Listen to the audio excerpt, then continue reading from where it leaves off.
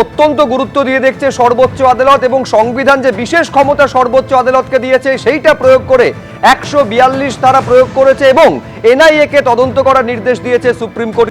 আমি আরো একবার সরাসরি চলে যাব নিউজ রুমে। অতনু হালদার আমাদের প্রতিনিধি রয়েছেন। একটা বিষয় তো তুমি উল্লেখ করলে যে 142 ধারা প্রয়োগ করে এনআইএ কে তদন্তের নির্দেশ দিয়েছে, দুই হচ্ছে পুরোটা সর্বোচ্চ আদালতের তদারকিতে হবে, কিন্তু এসআইআর নিয়ে এই যে একেবারে নির্দেশ অর্ডার, তাতে আর কি উল্লেখ করেছে সুপ্রিম কোর্ট? অতনু, দেখো, এখানে বিশেষ করে তুমি জানো যে মামলার সময় chief secretary, DGP, DM, SP এদেরকে সব অনলাইনে হাজির থাকতে বলা হয়েছিল।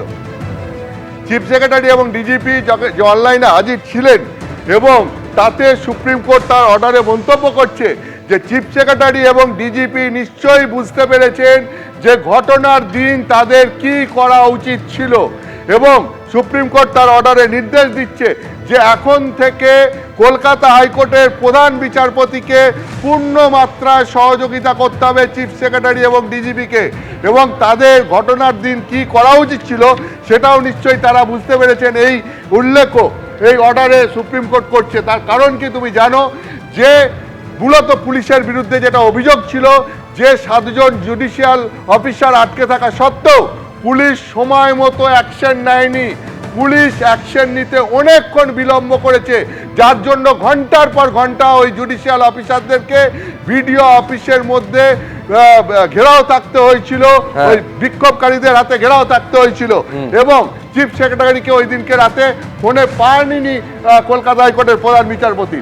ফলে এইটা অত্যন্ত উল্লেখযোগ্য। তার সঙ্গে সঙ্গে আর একটা অত্যন্ত গুরুত্বপূর্ণ অর্ডার এই সুপ্রিম কোর্ট এই জাজমেন্টটি দিয়েছে। সেটা কি?